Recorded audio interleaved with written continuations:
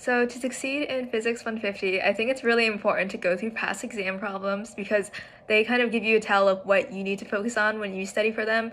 And also, they're just really good to work through right before the exam. They give you a sense of like what kind of thought processes you kind of need to think about when you like come across a problem, and it just builds that like mental foundation for you.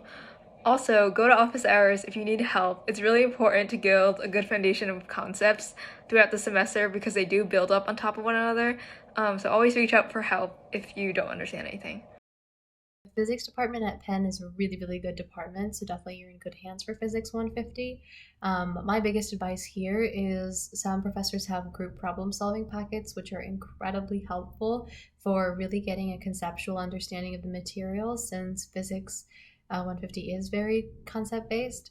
Also, doing extra problems in the textbook and doing as many old exams in the archive as possible are great ways to be successful in that course.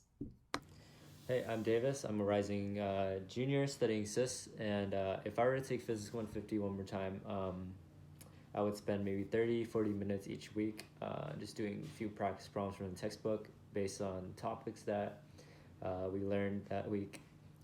Don't fall into the same habit I did because I took physics in high school. I was like, oh, this is a lot of repeat material, but you just make things a little harder for yourself because you start slipping up in your studies. Um, so yeah, these problems are really similar to what you would see in exams and homework. So just make it easier for yourself, and you will also build a good study habit to have in your concurrent classes and classes later down the road. My advice for Physics 150 is number one, really leveraging your resources. So, before midterms and final exams, really using the exam archive, as well as being able to do additional problems in the textbook, really does help. Furthermore, maybe even doing quick reviews after class or even at the end of the week, I think is just a great way to make sure that you don't fall behind, especially if, physics and mechanics is something that's new to you. And finally, I would say really leverage your peers and your study groups as well.